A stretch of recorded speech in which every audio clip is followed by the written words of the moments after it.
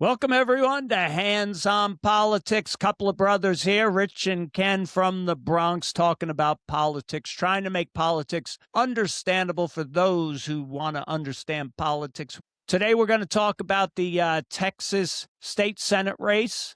The Democrats, Ken, are all excited about taking a seat in Texas, the state Senate race, and we're going to talk a little bit about the RNC, DNC balance sheets. We're going to talk about New York City going broke and trash all over the place and the warmth of collectivism. And then we're going to talk about the U.S. losing friends. A lot of our friends on the left like to they'd like to say that we're losing our allies. We'll talk a little bit about that. And last week, Ken, I predicted the Iranian, we would have done something in Iran. I think I'm just a couple of days short. There was a drone that came a little too close to one of our carriers, and we took one of our F-16s or 15s, took it out. And so by next week, I think we'll be talking more about Iran. But let's get it started, Ken. How are you this week on episode 82? Good to see you again. Yeah, I'm doing great, Rich. It's finally warmed up here in the South. Sherry came down with the flu, and so the last few days I've been nursing her back to health. But I am very thankful that she's not as much of a whiner when she's sick as I am. But she's I would say probably 90% now. So I'm glad about that. But yeah, we have a lot to talk about today, Rich. So I'm excited about that. How are you doing? Doing good. Sorry to hear about Sherry. I hope Sherry gets better. We have cold weather, but today I think it's going to hit 30, so that's good. We've been in the single digits, lots of snow on the ground and all that good stuff. But upstate New York this is typical for us. I'm already done with winter. I can't wait for it to be over. But Ken, let's start with this race in Texas that supposedly is a very red district, and I have no doubt about that. But this goes to a point that we've talked about for a long time with the difference between Republicans and Democrats, mostly conservatives. They're very principled, and Democrats, they stick together on everything, whether they agree or not. They are very party driven, and they're groupthink, right? That groupthink can be very powerful in elections where Republicans they stand on principle. So we had two Republicans in the primary battling it out, and the numbers showed that more Republicans came out to vote in the primary. And then when one of the candidates lost, the people supporting that candidate didn't come out for the general. So it left it wide open for the Democrats to take it. Ken, that is what the phrase "cut off your nose to spite your face" was created for. The Republicans are notorious for doing that. And it's so frustrating that people don't go out because there's one issue that they don't like about they hate all the issues about the Democrat, but there's one issue on their side for their Republican, and they won't come out and vote for him. That has to stop if we're going to win in the midterms. What are your thoughts, Ken? Yeah, no, I absolutely agree. First, let me just say that I think this is a wake-up call, and I'm 100% for wake-up calls, meaning I want Republicans to be concerned that we could lose the midterms. And based on historical data, it's likely that we're going to lose the House and the Senate in the midterm. So I want people to be worried. I want people to be concerned. But, when I watch the news and I listen to the pundits, I think they're missing the whole point. What the pundits are attempting to do, not just Republicans, but Democrats especially, but pundits in general, they're trying to point to this as being a problem with Trump. They're saying, oh, people are sick and tired of Trump. And that is just not the case. Right. Because if you look at on our screen where you have the November results, and you see John Huffman got about 20,000 votes. Womber Gans got about 43,000 votes. Well, the Republican vote was 53 to 47. So the Republicans would have won that if we had a united Republican Party at the time. Now, fast forward to January, just the other day, and look at Leah Wambas in the bottom right hand corner. She actually received fewer votes than she did in November. John Huffman's votes, presumably, all stayed home. So it goes to what you're talking about. Cutting off your nose to spite your face. I don't want to discount big principle. However, you have to vote for the lesser of two evils.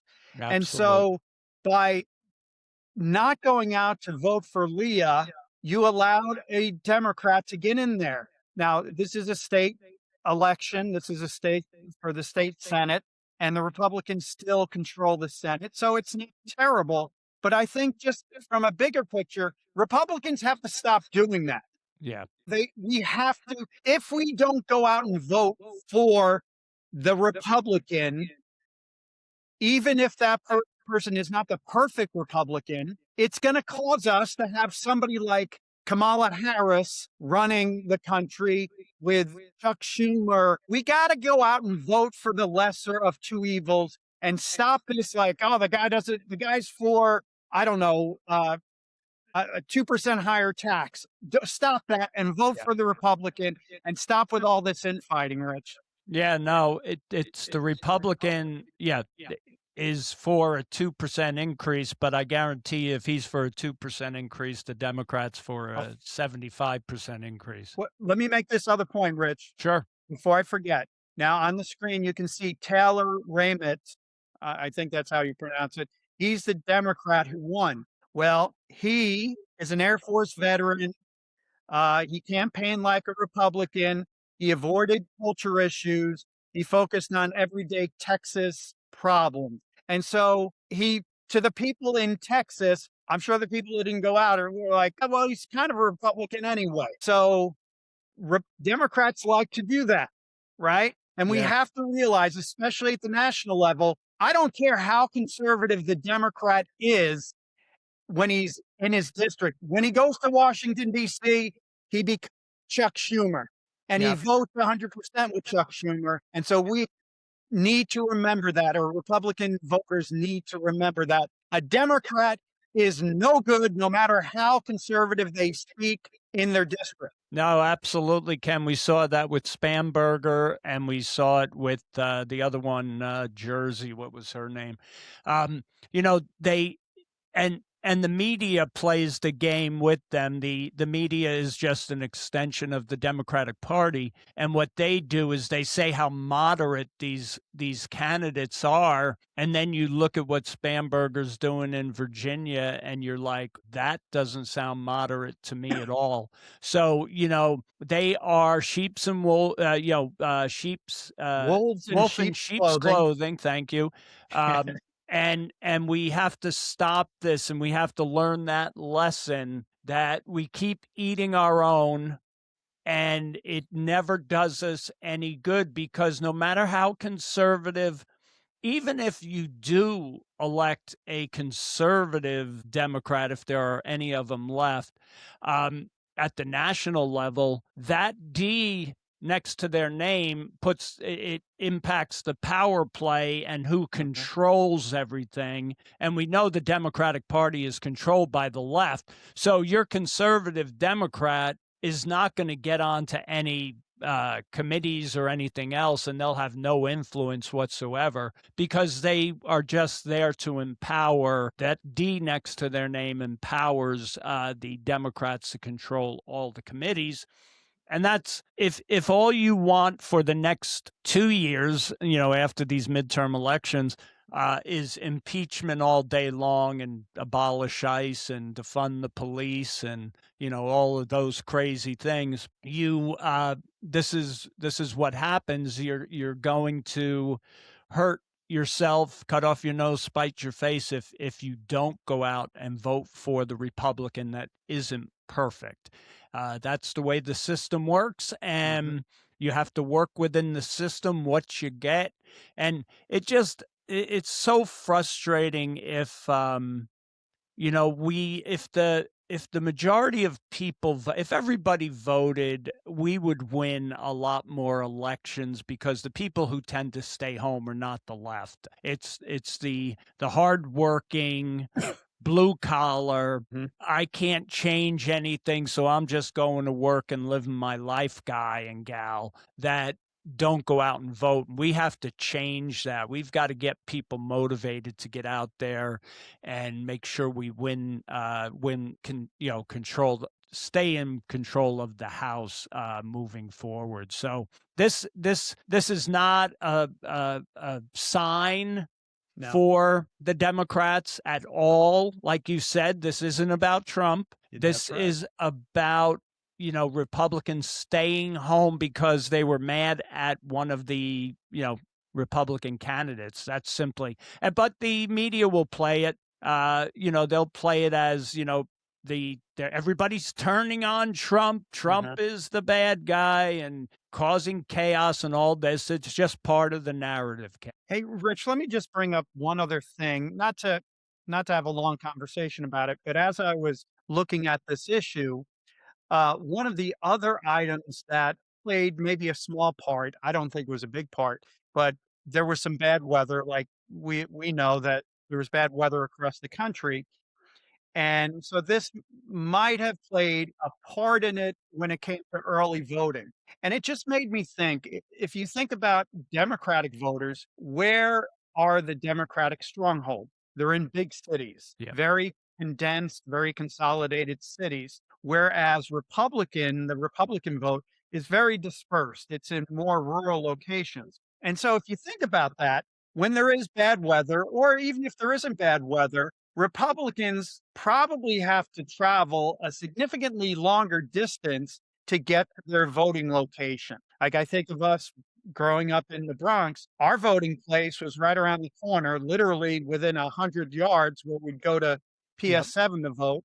And now here in Georgia, you have to drive 3 miles, 4 miles, not far, but just imagine if it was the opposite, meaning that Democrats were rural voters and Republicans were urban voters. I can guarantee you that Democrats would be making an argument that this is voter suppression because the Democrats have to drive farther, and therefore, when there's bad weather, they don't get out, and it's more difficult for them to go out and vote than it is for the people in the urban locations. Just one of those things that just kind of struck me as I was looking at this. Don't you think that would be the case? Oh, absolutely. Definitely would. They use every other circumstance to claim voter suppression. The good news, talking about voting, Ken, and you worked with what was the organization where only Americans voting? Vote? Yeah. And the good news is that such large majorities, including Democrats, including all minorities, Hispanics, blacks, whites, everybody believes that voter ID for voting is a good thing. And the Democrats are claiming Jim Crow 2.0. That argument is so old and worn and tired. And when you see the polls, the guy on CNN, he's a lot of fun to watch when he's describing polls, and he's like, everybody agrees with, what's her name, the Minaj, what's the rapper that now has Nicki Minaj. She's Minaj. Now in Trump's camp, and they all agreed voter ID, and Minaj is saying, why wouldn't you want voter ID? And here here's where the racism comes in. Democrats, white old men Democrats like Schumer, continue to say that blacks don't know how to get a voter ID. You talk about being racist. Oh, I yeah. mean, that is as racist as as it comes. Can we come from the Bronx and we have grown up with all kinds of diversity in the Bronx, and what we know is people are people, and they all have the same, they all behave the same in whatever the circumstances are, the incentives are, or whatever. And one thing Mhm. we know is that the black people and Hispanics and Puerto Ricans, Dominicans, you name it, in our neighborhood would know how to get a damn voter ID if they Yeah. wanted to vote. And it's so sickening that we have such racism coming from the Democratic Party stating that somehow minority voters don't know how to get a voter ID. It's sickening. I can't believe they make that argument, and the media, the extended arm of the Democratic Party, doesn't hold them accountable for what they're saying as being racist. Yeah. Yeah, I'm sure you've seen them, the person on the street interviews where the issue is voter ID and photo ID, and, the interviewer will go up to black people and say, well, first they'll go up to white people and say, "Is photo ID or voter ID, is that racist?" "Oh, yeah, it's racist." "And why is that?" "Well, because black people can't get photo ID, they get ID," and then they go up to a bunch of black people, individual black people, and say, "Do you have an ID?" "Of course." Of "What kind course of I do. question is that?"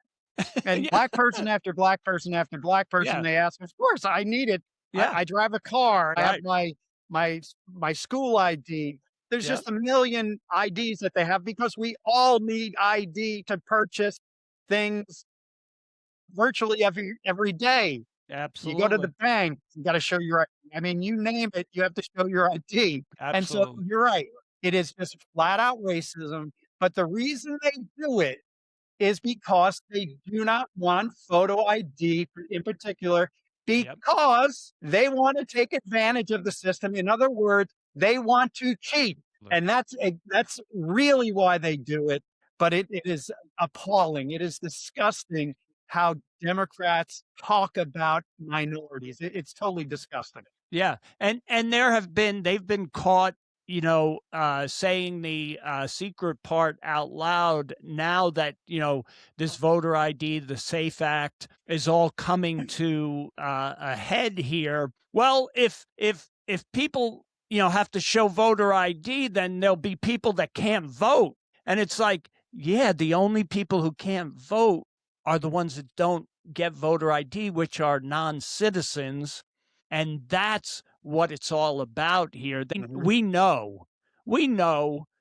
Georgia is a perfect example. You live down there now, Ken, and that was a crap show, and it is coming out, and it's going to be exposed that there was such fraud in that election. And, there was a post recently that was really good, and it showed when people went to bed at 11 o'clock or 12 Yeah. o'clock, whatever time it was, where the president stood in places like Georgia, Michigan, Wisconsin, and Pennsylvania. Pennsylvania.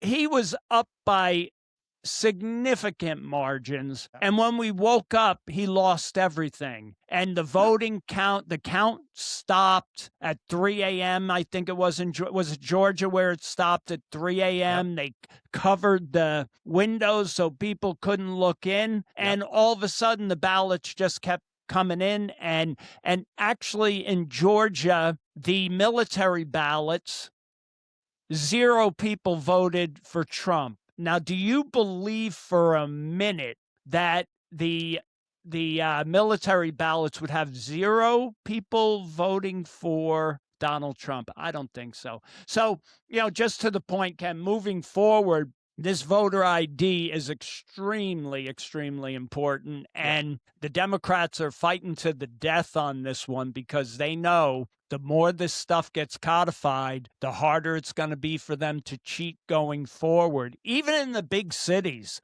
Yep. It's going to be harder for them to cheat because they won't be able to get a lot of elections, including the mayor of New York.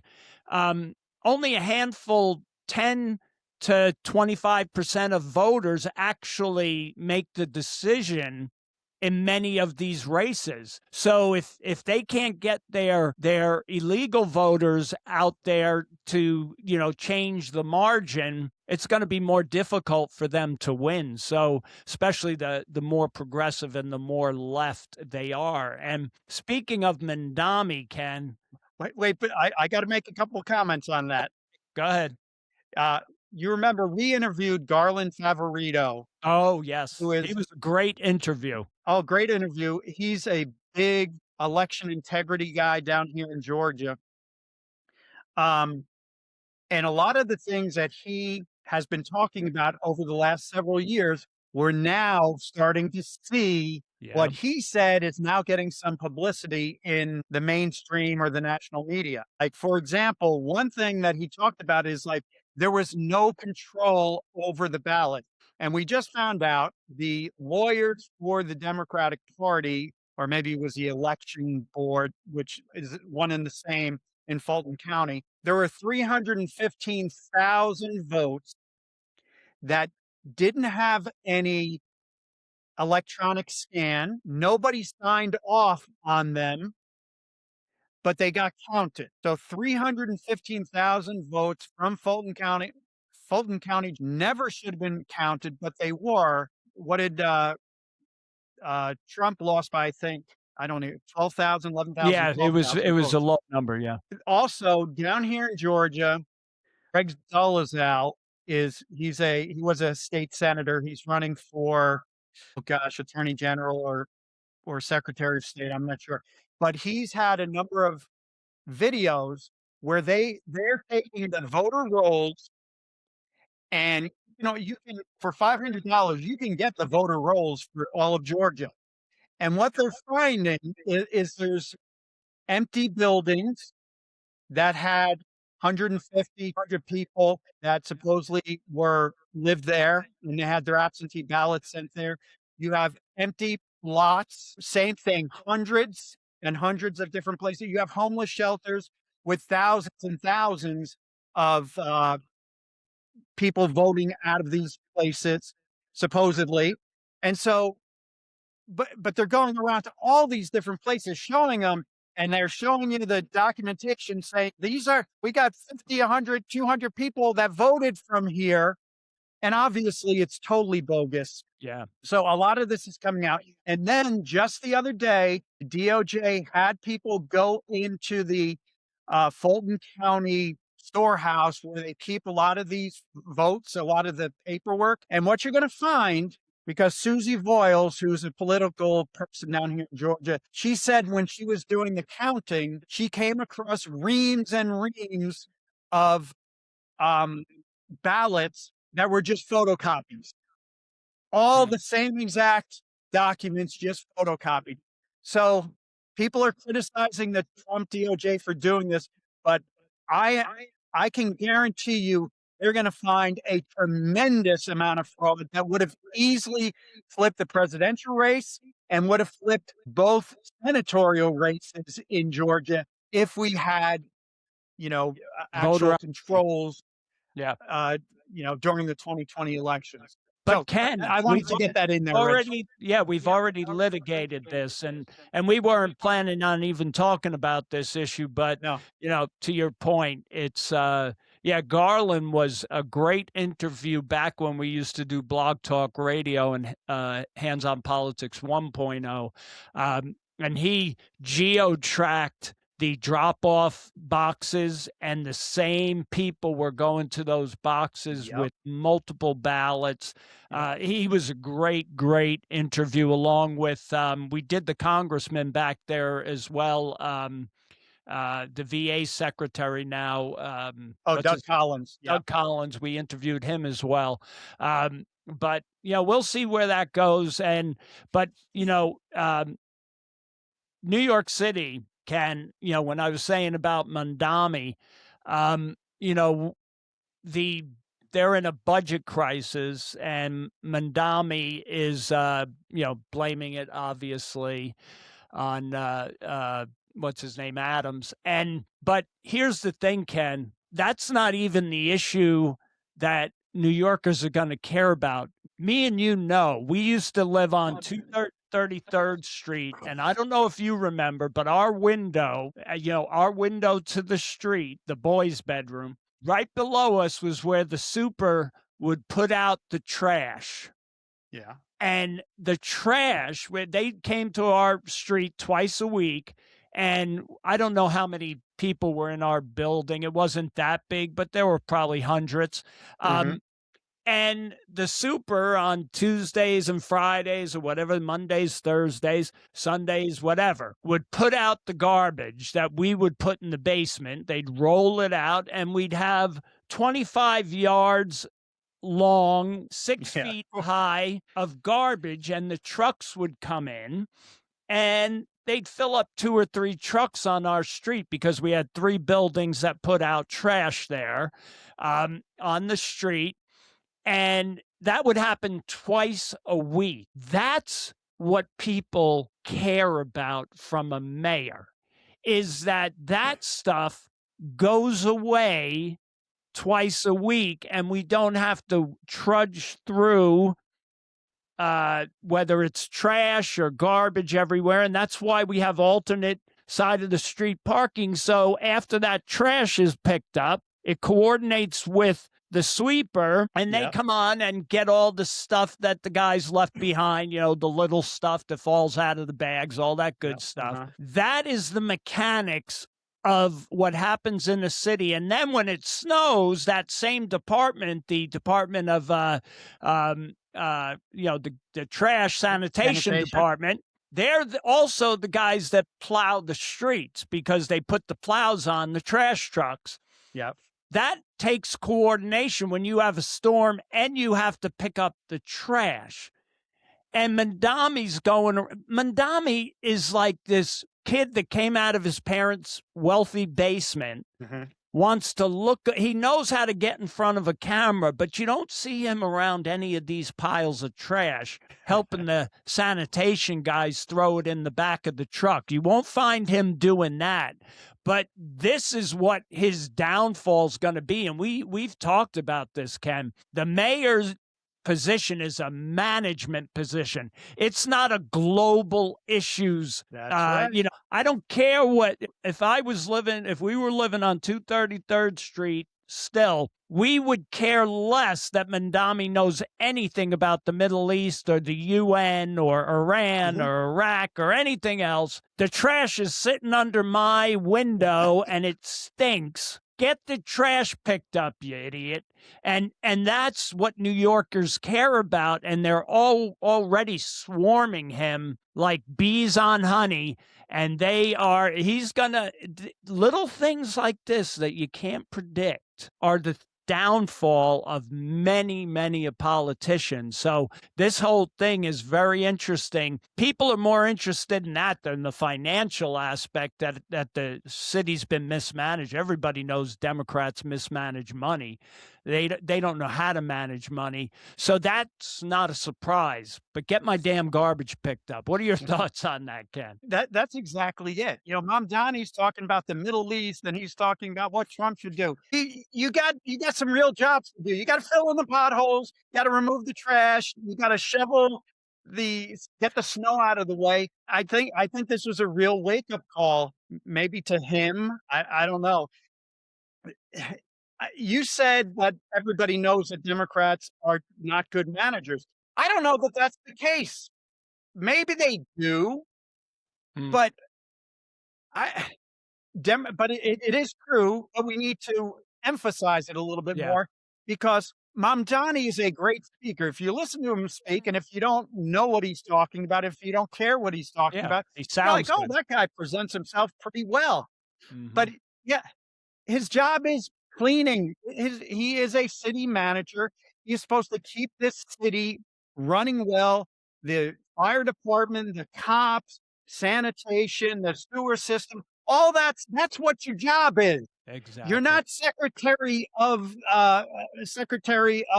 what's the secretary of defense or Yeah. what's Yeah. Anything. Secretary of the Treasury. You're not Secretary of the State. You're not Secretary that's of. what I'm thinking. Secretary of State. He thinks he's Secretary of State.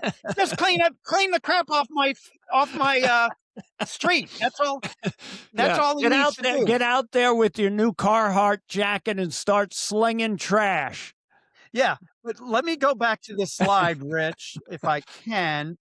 Um, yeah, so New York City has a projected shortfall of $2.2 billion Yep. in 2026, and it's expected to go up to $10 billion in 2027. So not only is he not doing a good job cleaning up the trash, yeah, he took over from Eric Adams. He's blaming everything on Eric Adams. Maybe it is all Eric Adams' fault. I don't know. But I'll tell you what I found very interesting is one of the reasons that New York City has a budget shortfall is because they are spending a Absolutely. tremendous amount of money on illegal immigrants coming here, putting them up in hotels, feeding them education, healthcare, things like that. So Medicaid. Absolutely. yeah, all that stuff. And I don't think we hear enough about that in the news either, Rich. They like to say, oh, no, illegal immigrants are not using Medicaid, not using Social Security money. Well, where are these $1 billion shortfalls coming from, Yep. if not from the migrant service expense? Well, if you remember, Ken, Eric Adams' downfall was when, do you remember Abbott and DeSantis were sending illegals north to New York City, and they started showing up at Port Authority, and they had the welcome wagon with all the NGOs that were currently they were being funded at the time, and they probably still have some funding, but we know that's a money laundering operation. But they were sending these illegals up to New York, and Eric Adams made he put up a stink about it. He said, if you're sending people up here, we need money for this because we got to put them in hotels. We got to feed them. We got to do this and that. And to your point, Ken, where does that money come from? And it only got worse as we saw that happening. And now all these people are melded into the neighborhoods of New York City, and they're receiving benefits. There's no doubt they're receiving benefits. We Yeah. all know that. Kathy Hochul, who we've got to get the Republican challenger on this show, Ken, because Oh, yeah. Hochul has got to go. But she's talking about billions and billions of dollars going to illegals, and these people are saying, we gotta, these people that didn't commit crimes, we have to just let them stay. And it's like they came here and they broke the law. So I even see like Republicans starting to get mushy on this because of what's happening in Minneapolis and saying, well, the ones that haven't committed violent crimes or anything, maybe we should let them stay. And here's the thing for me, Ken. They broke the law. So what you're saying is that it's okay to break the law if you feel that it's okay to let them stay in. Well, that's a slippery slope because I don't feel like paying property taxes after all the years I've been paying off my mortgage, and I'm still paying for school taxes and all this property tax. I don't want to pay property taxes. So is that a law that I can say, you know what? I don't feel good about that law, so I'm not going to pay my property taxes. Once you start with, well, they only came in, they only broke the law. It's a civil penalty for coming across the border. And I'm not even sure that's true. I think there is a federal, I'm not sure if it's a felony or civil. It doesn't matter. It's a law. What laws are we going to decide that we emotionally don't feel like abiding by? And why how are the police or the federal agents going to enforce those laws? I don't want to pay taxes. So do I have to pay taxes? Yeah. Ken, where does this stuff end when it comes to the illegals that are here? The good news is, if you just ask the general question, should people who come here illegally be sent home? It's still a big majority. People believe it. What they don't like is the way ICE has been handling it in Minneapolis. But again, that's the chaos causing left that wants to make it look chaotic. And they're the ones attacking ICE and making it look much more brutal than it is.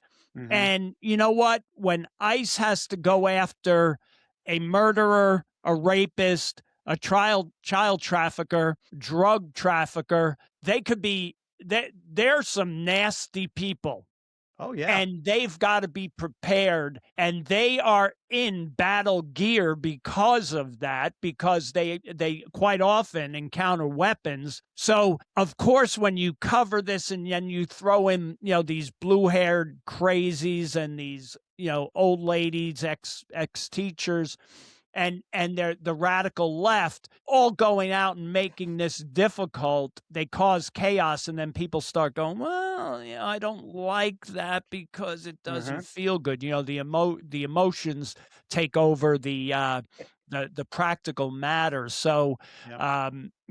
it's frustrating to see. When are we going to what laws are we going to allow people to not follow? Yeah. Yeah, Yeah. exactly. And Rich, I've always said it, and I really do mean it. So many Democrats, or dealing with Democrats is like dealing with a bratty little child. And Exactly. here's the thing. If I had a child who's throwing a temper tantrum, which is what Democrats are doing up in Minneapolis, Minnesota, wherever, Yep. they are they don't want to follow it. And so they're laying on the floor, they're kicking their feet and they're screaming.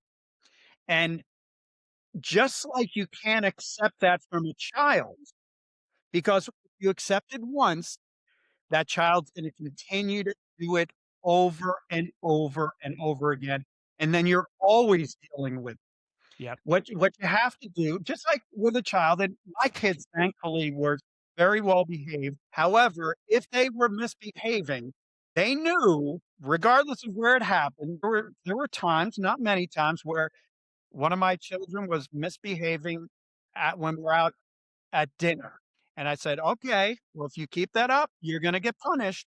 And they do it. I bring him into the bathroom, give him a little spanking, and then bring him back out. And what does that do? That little spanking is it stops that from happening all the time in the future. If you just give in to children throwing temper tantrums, you're going to be dealing that with that forever. Have Absolutely. you've seen parents who don't properly discipline their kids, who just have bratty kids or who are always yelling and screaming? Whereas if you handle it up front, and if the children know that they're never gonna get away with that, you don't have to deal with it in the future, and Yes. that's compassionate. Now, Yep. here in, Minneapolis and just immigration in general, if we don't take a firm stand on it now, we're gonna be doing this forever. Yep. And so that's what we have to do. We have to treat these Democrats like they're bratty kids. And I did hear where Tom Holman said he's going to pull out ICE. I'm definitely not crazy about that because I think that's doing what I'm talking about here. It's basically rewarding bad behavior on the part of a bunch of lunatics. But one thing I do hope for is that if we are pulling back ICE, I hope we have enough data on all the people who are participating in these riots and these illegal protests to be able to prosecute them. So take out ICE, but replace them with an army of the DOJ, of lawyers who go after these people to make sure this doesn't happen again. Yeah, Ken, Holman's pulling back ICE because the local police chief has agreed to notify them about releasing violent criminals. So that I just saw the press conference earlier with Tom Homan, and the agreement is we are pulling back ICE units because we won't need them to do these targeted operations because they are going to happen in the jails and prisons. And so they have agreed we'll pull out a couple of thousand. They still have quite a few there. So he said, I don't need them out on the street because we're going to be able to take them out of the prison, and that reduces the need. So let's hope that. I have not heard from Waltz or Fry after that, because usually the feds say something and then Fry comes out. He's a jerk. Yeah. And comes out and says, we will resist and we're not cooperating, but I have not seen him. So I'll have to check that out after this podcast. But that would be a good sign if that's what they're going to do, because I don't want to see this chaos, because to me, not that it bothers me, I wish they would run them down and arrest every one of them. That Yep. does not, I'm not soft on any of that stuff. I think, to your point, these are spoiled children and they need to be treated as such. But I think by this cooperation, we're going to see less of the chaos, and we're going that's a good thing, because there's too many people that are soft on this stuff. They don't like to see police interacting with people and protesters. And the problem is they keep saying peaceful protesters, but there's nothing peaceful about people spitting in your face, Nope. physically assaulting you, throwing rocks at your car, getting in the way of what you're doing. That's not a peaceful protest. So this chaos moving away, I feel good about that. And I think that's a good thing. Can I just say a quick, I heard an analogy, and this has to do with Minneapolis. Just 1 minute, I want to get your thought on this. Okay. Don Lemon, former CNN disgrace host, has his own YouTube channel or whatever. So he meets up with these protesters or these agitators that are planning to go into a church, disrupt it. They call it like some kind of, secret operation. So nobody knows what they're going to do. They show up at the place, they disrupt it. And that's kind of that's their MO. So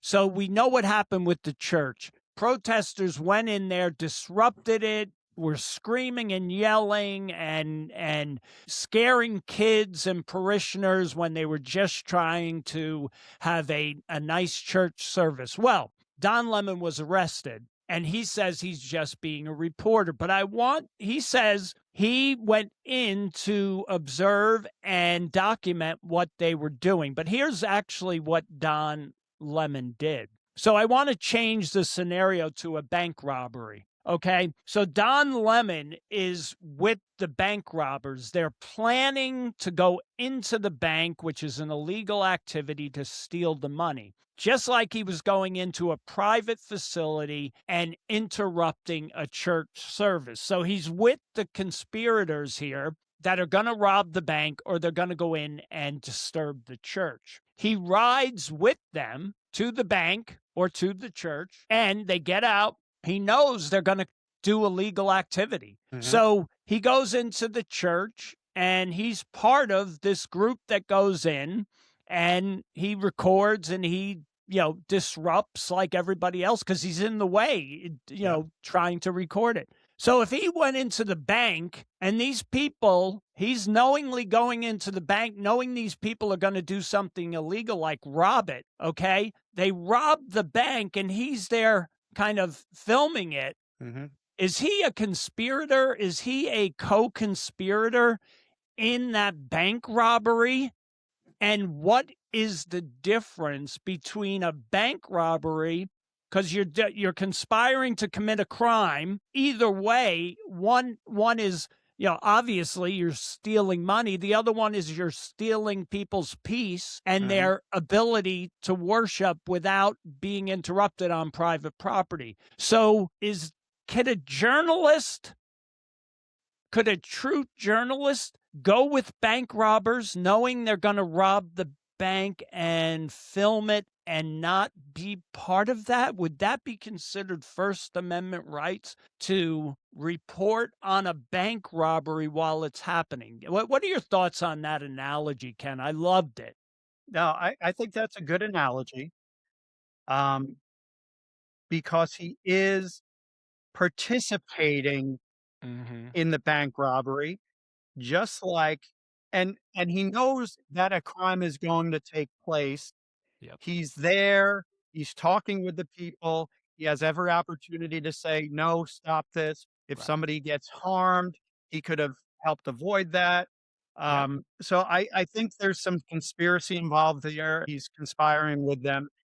Uh, but here's the thing, just because you claim that you're part of the press, it doesn't allow you to violate other freedoms that people have, Yep. like the freedom of religion, the freedom to worship Assemble. God Hmm. in a house, in a church.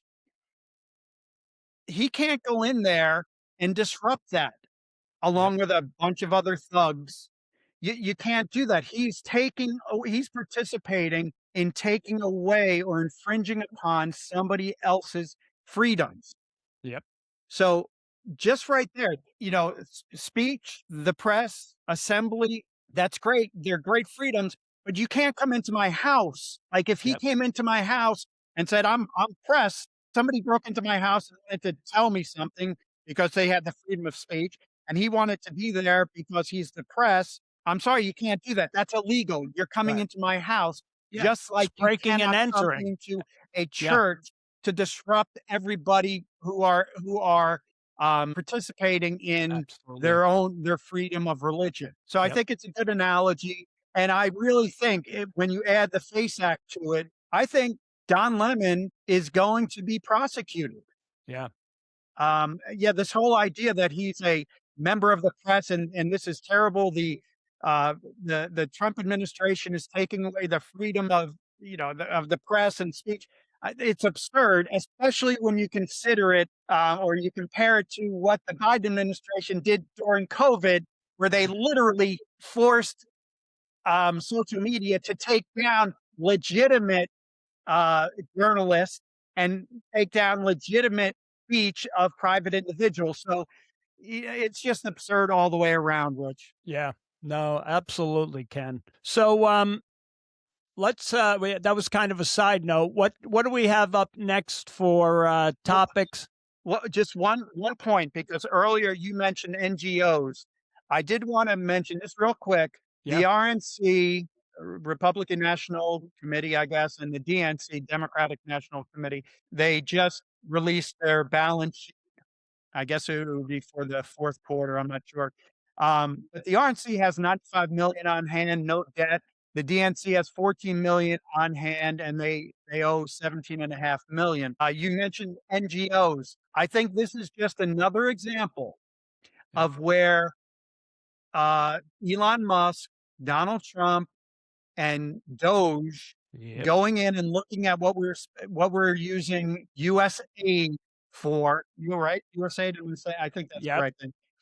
USAID was being which money was being funneled to all these different NGOs, all these different countries, and I believe, and I think many people believe, that was just a money laundering operation where the federal government would take taxpayer dollars, give it to these NGOs. These NGOs would then part of the money back to the DNC, and so the DNC had a ton of money. I think this represents the drying up of US aid and how it's impacting the Democratic Party. So, Yeah, no, that's a great point, Ken. I think, DNC looks like they're 3.5 million in debt for, or 4 point, what is it? 3.5 million in debt now. yeah, Um, totally agree. We've been talking about this for years. many episodes, we always bring this up that NGOs are a money laundering operation for politicians, and you'll see it on both sides. Some of it is more blatant than others. Some of it is simply relatives, wives, spouses, wives, cousins, family members, friends, all on the board or work there, and it's been money laundering. It's the way. It's the old toll booth, right? So back in the day, if the people who worked in the for getting a toll booth job usually knew a politician, and and that was a lot, whether it was the DPW. It's changed a lot now, but it's still there. You see it in the state jobs. They usually know a politician, but there's only so many of those. These NGOs, you can create hundreds of them, and you can have all your friends get a job at an NGO. So it's been a boondoggle for politicians. I think more for the Democrats than the Republicans, because usually the Republicans do come from business backgrounds in general. So most of their friends already have money, or already working. But Democrats, as we know, when you look at charitable giving, now stay with me on this. Charitable giving based on Republican or Democrat. Take one guess, Ken. Who gives more to charity, the left or the right? I would say the right does. It's about this different. It's as big a difference as you can make. Conservatives are generous to the causes they believe in, and Democrats want to give your money to the causes they believe in. They want taxpayer dollars to go to causes because they don't want to pay for it. So what you're seeing here with the RNC and the DNC is that in there as well. Besides the NGOs were perfect for Democrats because they're donors, unless they're like Bill Gates or somebody, Keith Ellison or some of those big, Richard Dell, the people who own these big companies that are lefties, they donate big dollars. But when it comes to the average giver of money, I think the Democrats have a harder hand to play. Now, can they raise money for things like getting criminals out of jail? Yeah, they're really good at that. They're very compassionate to getting criminals out of jail. They'll GoFundMe and do some of that. But when it comes to giving to the DNC, I'm not sure that the small donors are as anxious to give that money. They'd rather it run, they filter it, launder it through their NGO. So just a side note. All right. Do you want to talk about an article in the Wall Street Journal I Yeah, read? sure. Lay it out for us, Ken. Yeah, just basically, the Wall Street Journal was saying that America first now means America alone, and then they pointed to basically all the countries in the European Union, Latin American countries, of course, California, and even Canada and even Mexico. They showed statistics and polls that everybody hates America. And they said, and not only, and it's also that makes it bad for US citizens. If you're traveling abroad or if you're looking to retire over there, Americans are going to be hated when they go over there. And then they talked about Europe and Asia are now going to start rearming themselves because they don't think that they can rely on the United States anymore to protect them. And I thought this was interesting, and I really wanted to get your thoughts on it. Do you think this is just a left wing scare tactic to get us to be nervous about what Trump is doing to the United States? Just wanted to get your thoughts on it, Rich. Yeah, again, Ken, it's the part of the chaos. They want to cause chaos. They want to frame this as, they want people to be concerned about this. I've been to Europe for the last 2 years. I'm going in May again. Never have I encountered it. We were there while Trump came to office, and there was no I had no issue. They, Mhm, again, like everything else, they are trying to create a narrative that because of Donald Trump, everybody hates us. What mom was giving you $1,000 a week allowance, and all of a sudden, dad comes back to the house and says, "Woo, hold on a second. If you're going to get $1,000, you got to go to work for that. Here are the things you're going to have to do. And by the way, it's not going to be 1,000, it's going to be 500. You're going to have to give more to this household to get your money." Well, who's not going to be mad about that, right? Now, all of a sudden, these politicians are blaming the cuts in their social programs because we have to spend more money on defense because America is no longer, Donald Trump is taking away our defense.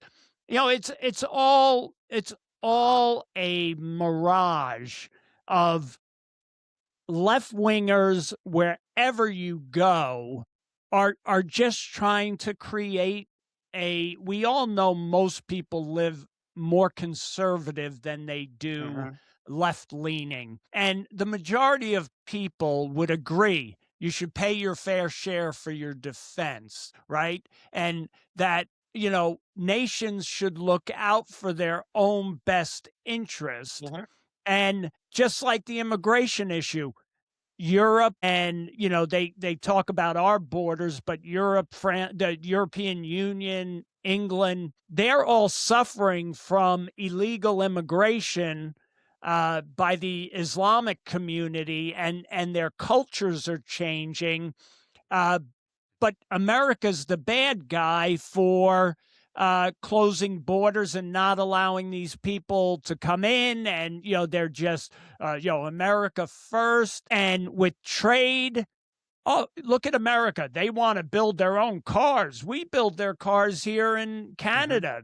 Why would they're looking out for their own people? Well, of course they are. And anybody that doesn't see that for what it is, I expect Canada, the Prime Minister of Canada, to look out for the Canadian people. I expect every country to look out for their own people mhm, and work with countries where they build relations on economic integration. So if one country has a raw material that's good for your manufacturing, you buy it from them, you create a trade deal, whatever it is. America first is controversial because America is the biggest, and our manufacturing has been undermined by both Republicans and Democrats for administration after administration. Republican, Democrat, they've been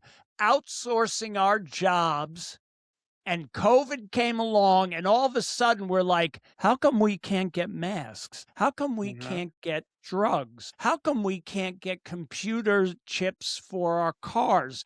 How come we can't get toilet paper? How come we can't get all of a sudden we're yeah, like, what the heck is going on? Well, you remember those jobs when we used to have factories in upstate New York and we made our own stuff and now they're mhm, empty? This is the result. And Donald Trump is making the environment more conducive to come back and build and create here. And that causes angst and anxiety with our partners and with anybody that's not American. So, Donald Trump, he gets people's emotions going. And is it easy to dislike Donald Trump? Obviously it is. So, but when you ask somebody, uh, do you want your prime minister? Do you want Carney to look after Canada? Most Canadians would say yes.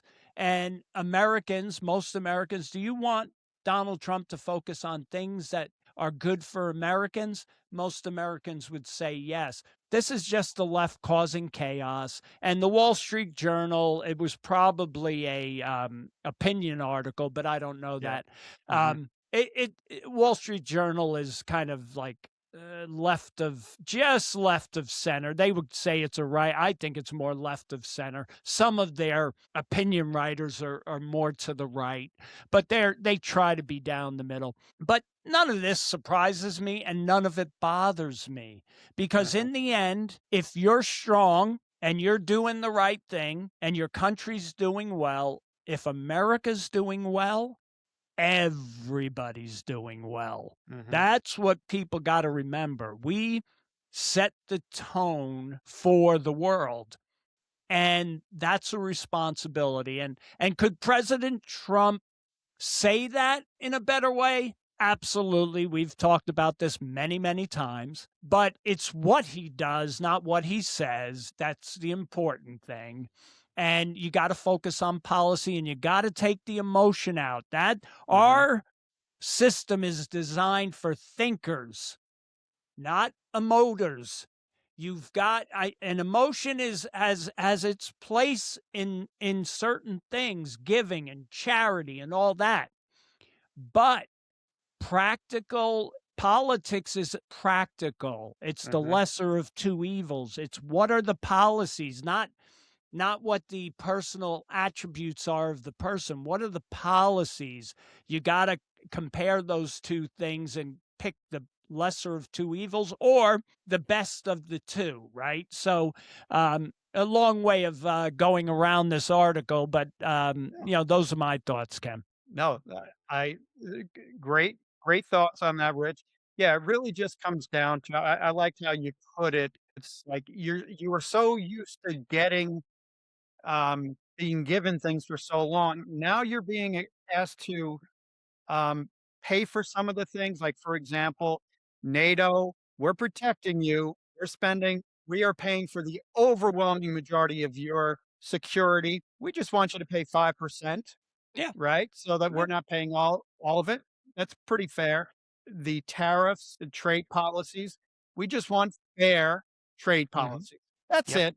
Yeah. I know it seems real bad after you've had it so good for so long where you're not having to pay for anything, Yep. but, it's Yeah. really not it's if you step back and you look at it, you say, "Oh, okay, yeah, that's pretty fair," but Yep. it's a hard pill to swallow as Trump is correcting some of these things that the United States has been doing wrong in the past.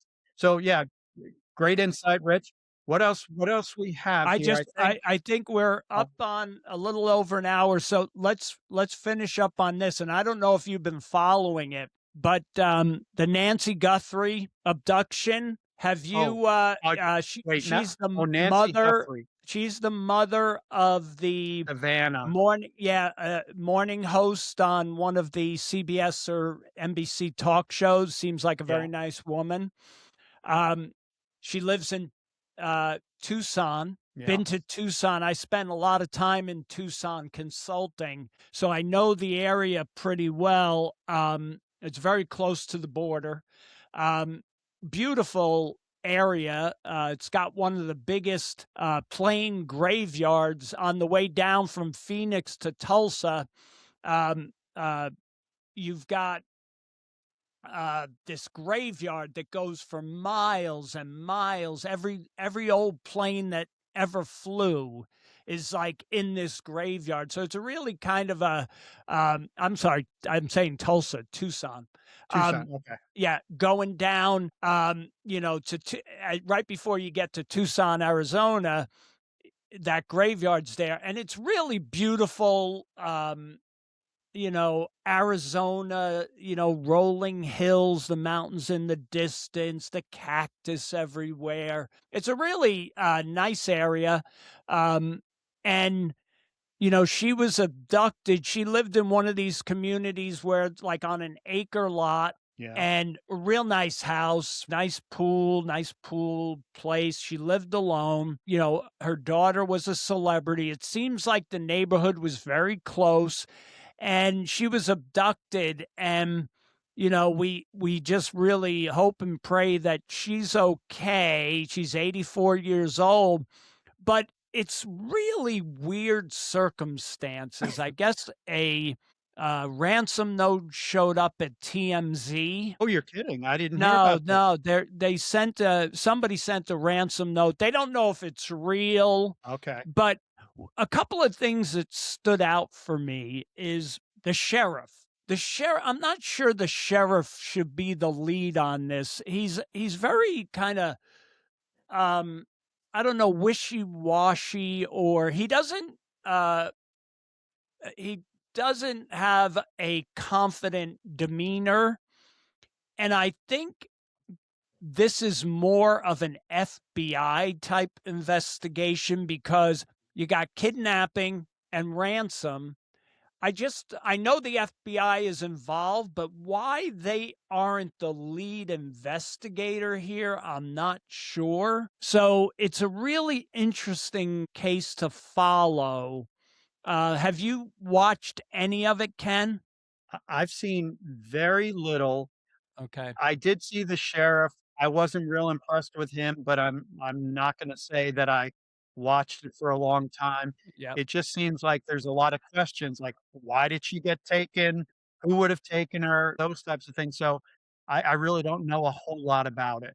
Yeah, I think it'll be interesting. I think uh, it definitely. I believe it's going to be somebody that they know, close to her, potentially family. It'll be interesting. I'm not going to. There's a lot of speculation out there, but I think it's something that's interesting to watch. The last thing, Ken, I just have you watched the Charlie Kirk trial? No. Okay. I'll just throw this out there for those of you who are watching it. The defense has put the prosecution on trial, saying that the prosecution needs to be replaced because of bias, because one of the prosecutors in the office, their daughter was at the event and heard the shot. She wasn't at Charlie Kirk's actual event. She was on the campus, Okay. heard the shot, and knew there was chaos. And this defense lawyer, who my prediction is he's gonna piss off the jury because he's very slow, and you can tell he's trying to uh, slow the proceedings, and the judge is not doing himself any favors here. The judge needs to just put down the gauntlet and say, first of all, it's the prosecutor. What bias is he going to have? He has a bias to put your person in jail, right? So, what does it matter that somebody was at that event? I don't see the bias having Yeah. anything to do with the prosecutor's frame of mind to prosecute this guy. We all want to see this guy go down for killing Charlie Kirk. If the evidence proves it, which this guy knows the evidence is, the defense attorney knows the evidence is completely against him. Right. So he's using these tactics to go at, and he's probably setting it up for an appeal. But we're watching prosecutors. It's almost comical. You're sitting there going, "I'm not a lawyer, and I already get what this guy's doing." Yeah. And it's not working. And the other thing is he keeps going after where the camera Yeah. can be in the courtroom, because what he realizes is the face of his client is not doing himself any favors. When you look at this guy's face, it's one of those like smirky faces that you're like, Yeah. he's not a likable character. And the more you see him, the more you don't like him, which it really doesn't matter to me because I'm not sitting on the jury, and the jury is not supposed to be watching this anyway. But I want to see this. I'm not a big fan of trials. Some are more interesting than others, Yeah. but this Mhm. one I want to see because Yeah. I think it's interesting. And Kirk's Charlie Kirk's wife, every time the defense does something, her lawyers jump in and go, she has a right to a speedy trial, and and they get involved and they push this judge to make decisions, which I think is a great strategy. She's got really good lawyers. So I think it'll be interesting to watch. And as it develops, it'll be interesting. But it's going like snail's pace, Yeah. and that's got to change. So we'll see where that goes. Just a couple of cultural things I just Yeah. wanted to throw out there. No, and like I said, I've not been spending a whole lot of time watching what's going on, but I did see, um, the initial complaint. I actually watched this for about an hour where the defense was in the end, I figured out what he was doing, but it took a while. Like, I'm like, "What Yeah, the heck's he talking about?" yeah, Where he was talking about one of the prosecutor's yep, daughter yep. being somewhere in the vicinity. I'm like, It I'm could have like, taken "What?" 5 minutes. Me and Yeah, you could have argued that point in yeah, 5 minutes. But he's very yeah. dramatic He's and going he on and on and oh, on yeah, and on. I'm like, it's "Wait," horrible. and I say to Sherry, is he saying that since somebody on the prosecution's daughter was there, that all of the lawyers Yeah. have to be thrown out? Because it wasn't just that lawyer who had No, a he the daughter, whole office. the whole office. Yeah, That's insane. yeah, And it's then when I'm silly. watching the judge and listening to the judge, I'm like, "Okay, buddy, I know you wanna be fair. Yeah, I know you wanna be reasonable, but there's a time when you yep. just know this guy is Move kinda on. making a mockery of the court, and you just have to Absolutely. say, 'Time out. Is Yep, what you're asking for X, Y, and Z? Yes? Okay, we're not gonna do that,' and just end it." And I know these trial court uh, judges are very nervous about getting overturned on yeah, appeal and yeah, things like that. And so they're very careful. But yeah, this judge was just a little bit too squishy. And then the whole argument about my cameraman is having close up on my client, and it's not being fair, and we're going to have to take him out of the room, and then that would be violating his constitutional rights. I'm like, wait a second, the jury is not seeing the jury can see him, yes, and those are the exactly. only people you need to be concerned about. The fact that Ken Hand can watch at home and see that this guy's obnoxious and whatever, that doesn't matter. That's Nope. not going to impact him getting a fair trial. So yeah, that stuff was just kind of weird to me.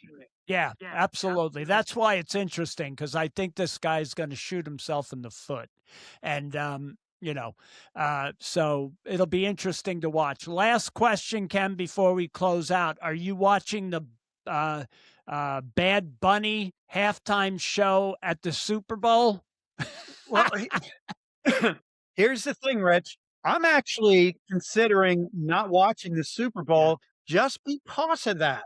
yeah, it's Number one, I don't know that it's going to be that interesting. Maybe it might be a great Super Bowl, but I got to tell you, I'm just so sick and tired.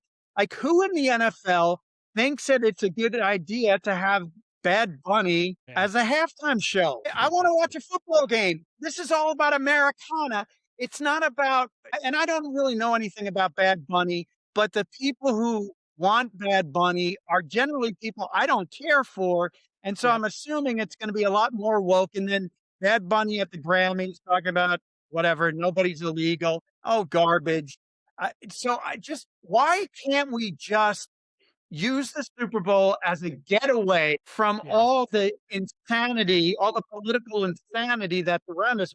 Why did somebody at the NFL have to make the absolutely ridiculous, stupid decision, bring politics into the halftime show in something that should just be a time for family to get around the couch and eat chips and watch a football game? yeah. No, Ken, you're right. It's a family event.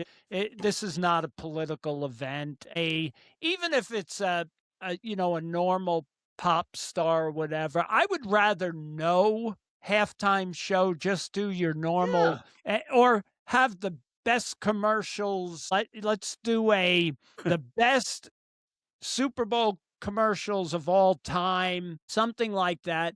Because Ken, I love music. I'm a Yeah. songwriter, and I know nothing about Bad Bunny, and I would not take the time to go do any research on him because I have no interest in that type of music. But I do know that it it's causing a political rift because it's almost like we know most NFL fans are good hardcore Americans because Mhm. most sports fans are just leave me alone from politics. I love football. I go to work.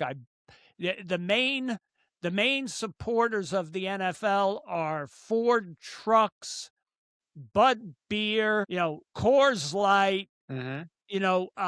cowboy boots, jeans and chips and dip. Yeah. And financial services and those types of things. And that's the audience. And to think that somebody like a Bad Bunny is a good idea is just like, how can we like really like take the knife and stick it in the side of Exactly. Americana Exactly. and piss him off? Who can we choose to do that? And I don't care if his music is good, his music is whatever. It's not Americana. There's most people didn't even know who the hell this guy was, Mhm. and that tells you right away, what are they trying to do here? Oh, we're trying to expand, the audience to watch football. And I'm not sure the people that are going to tune into Bad Bunny are going to be football fans. So I just think there's an underlying hatred for the American culture, Yes. and the NFL should not be part of that. The NFL should be, what was it, apple pie, Yeah. Chevrolet, and, that's what America is: hard work, apple pie, Chevrolet. Yeah. Let's, Ford and Americana. Why can't we have that and not have all of this garbage floating around it? Yeah. I have no idea. I just know the marketing agency that handled the Cracker Barrel rollout of their change, Bud Yep. Light, Bud Light. now Yep. this, that they're like, they must have gone to the same marketing school. And I've never taken a marketing class. Maybe I took one marketing class, but the basic marketing rule should be don't tick off your base. If Absolutely. you wanna Your get other guild. people, that's Yep. fine, but don't do it while you're just ticking everybody off. It just Yeah. doesn't make any sense. Nope. And again, somebody like me who loves football, I'm literally considering not watching it because I do not want to support that. I didn't wanna support the NFL when they allowed the players to be Kneeling. kneeling. I don't Yep. want any part of that. Nope. Sports is a getaway from the challenges of everyday life. They need to stay away from that stuff as much as possible and just give us a Absolutely. breather. Give us Yep. 3 hours of just enjoying a football game, watching Americana, those things that bring people together. Why would you bring Absolutely. something in that divides people? Makes no sense. Absolutely, Ken. Well said. Yeah, we'll see if you do watch it. Or, I love the New England Patriots because I was a Tom Brady fan, and I love this young kid, high school sweethearts. They married out of high school. He's a good Christian guy, family values. I'd love to see the Patriots win.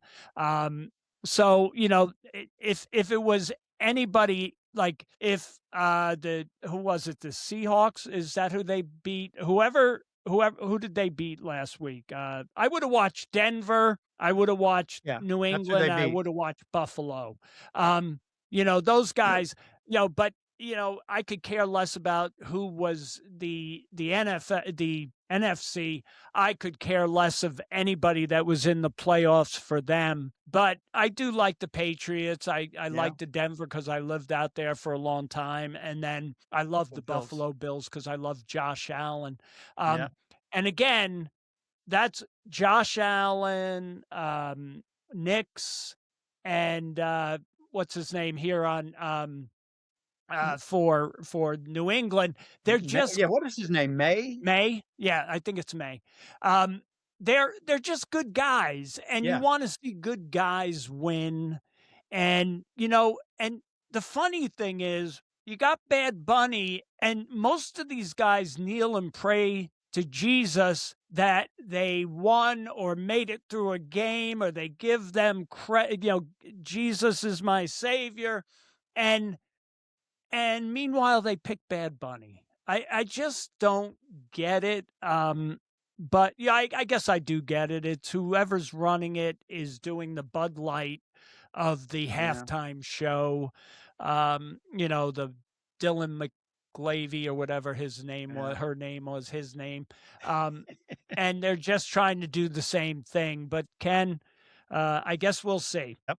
We'll talk about it next week. And this was a live broadcast. Not sure where it was live, Ken, but we appreciate everybody listening to Hands on Politics. We have over 600 folks on our Hands on Politics Facebook site, so we're really getting there. And Ken, put it up there for, do you have the one for the YouTube channel? We would love for you to subscribe to our YouTube channel, Yep. which is Hands on Politics with Rich Ken 146. So we would love for you to go over there, subscribe to the channel, because that's where this broadcast will land after we close out today. And we appreciate you listening to a couple of brothers from the Bronx who get together on a weekly basis to discuss the issues of the day. And we try to make politics understandable for those who want to understand politics. Ken, we will see you next week, and thanks everybody for watching. All right, take care, Rich. Take care, Ken.